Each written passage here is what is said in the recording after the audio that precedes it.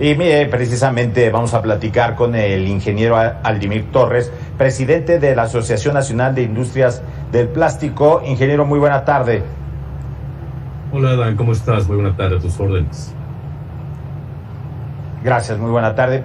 Pues precisamente escuchamos varios puntos referente a esto, a la generación de residuos, ahora sí se le llama. ¿Y qué tanto es lo que se puede reciclar o se está llegando a satanizar este producto, ingeniero? Bueno, primero creo que tenemos que todos entender que tenemos un gran problema, un problema muy delicado que tenemos que atender.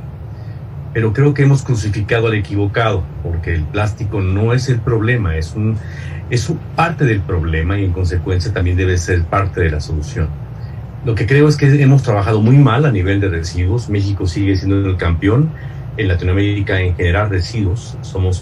Producimos 1.16 kilogramos per cápita de residuos. Pero en México a veces seguimos hablando de basura y ni siquiera llegamos al concepto de residuo.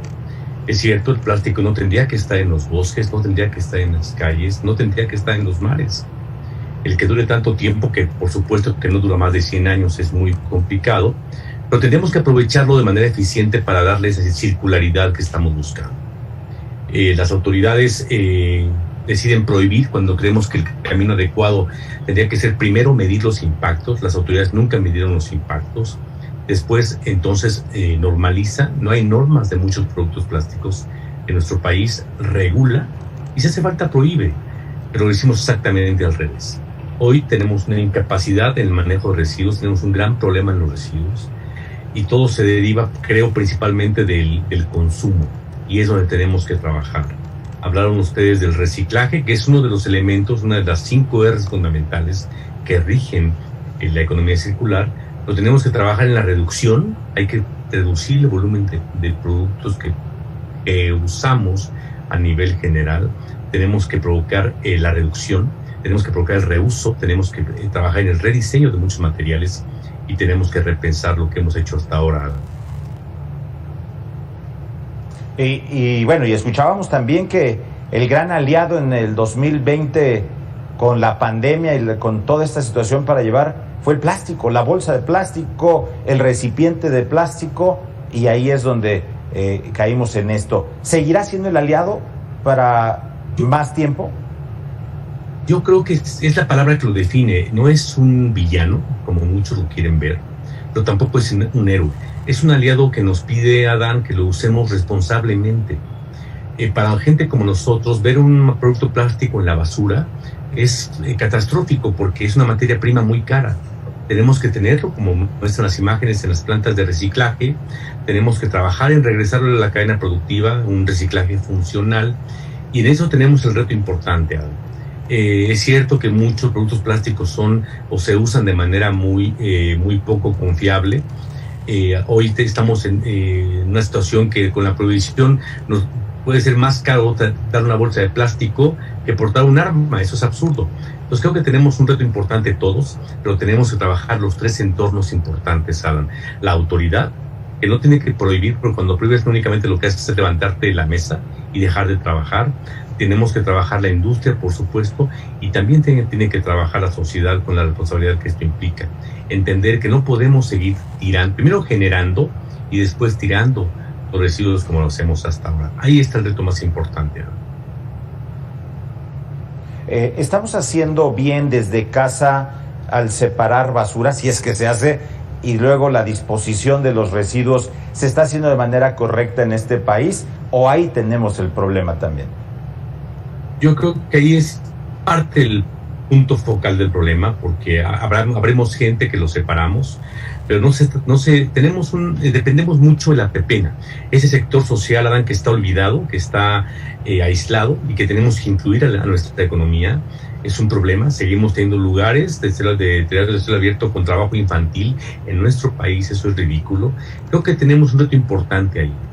¿Y por qué? Porque hoy, por más que tú lo separes el camión, empieza la segregación y la separación dentro del camión, con gente que no trabaja para el sistema de limpia. O sea, de los 4 personas que trabajan en el camión, 1 realmente es el sistema de limpia, los otros 3 dependen de la pepena.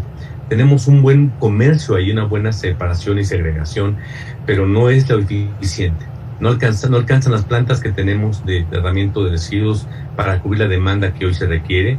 E insisto, ¿por qué? Porque es un país altamente consumista y en consecuencia altamente generador de residuos. Se comienza a decir que hay que dejar el plástico, que hay que darle paso al cartón reciclado. Yo quisiera preguntar aquí, con desconocimiento, ¿qué es más caro producir? ¿Cartón, reciclar, fabricando cartón, o hacer plásticos? Mira, te voy a dar un dato para que lo tengas en contexto, porque a veces esto muestra que obedecemos a pasiones más que análisis técnicos. El ejemplo son las bolsas, Alan. Las bolsas, tuvimos que hacer un análisis del ciclo de vida, que es la fuente más eficiente de analizar un producto en el mundo, que mide todos los impactos que genera. Y sucede que la bolsa que menos contamina o que menos impactos genera es la bolsa que prohibimos. El papel es un material maravilloso, igual que el cartón o la tela o el vidrio o el metal. Pero una bolsa de papel tendrías que usarla 130 veces para que tuviera el mismo impacto que una bolsa de plástico. Y una bolsa de tela habría que usarla 1,700 veces. Esto no dicho por nosotros, dicho por Cádiz, que fue una institución que hizo este estudio en el ciclo de vida a nivel internacional y que nos muestra que hay más impactos. Una bolsa de papel requiere más de 6.5 veces energía para su producción. Requiere casi 10 veces más agua, Adán. Y el problema siguiente del mundo al que nos enfrentamos es el problema del agua. Entonces creo que tenemos que basar nuestros criterios, la autoridad por supuesto, primero que nada nosotros y la sociedad, en entender que hay productos que tienen mayores impactos a nuestro ambiente y que es el objetivo de todos, cuidar esta que es nuestra única casa, nuestro planeta que nos pide a gritos que la salvemos. Si no hacemos nada de manera eficiente todos, Adán, para el 2050 vamos a requerir 2.7 planetas para cubrir las necesidades que hoy tenemos y no podemos continuar así. No, bueno.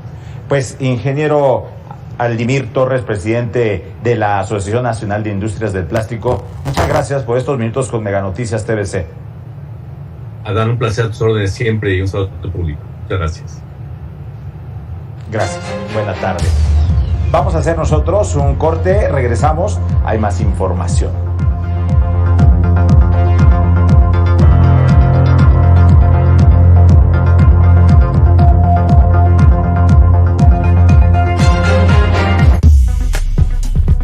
Regresamos en 2 minutos.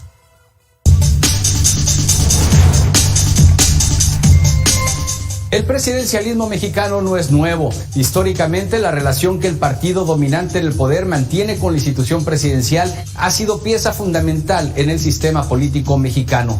Desde tiempos del Partido Nacional Revolucionario, hoy PRI, pasando por Acción Nacional y concluyendo con Morena, el Ejecutivo Federal es quien decide quién lo va a suceder en el poder. El que posterior a una elección intermedia se hable de quién podría ser el candidato o candidata del Ejecutivo Federal tampoco es nuevo. Lo que sí es nuevo es que sea el propio presidente el que al día siguiente de la elección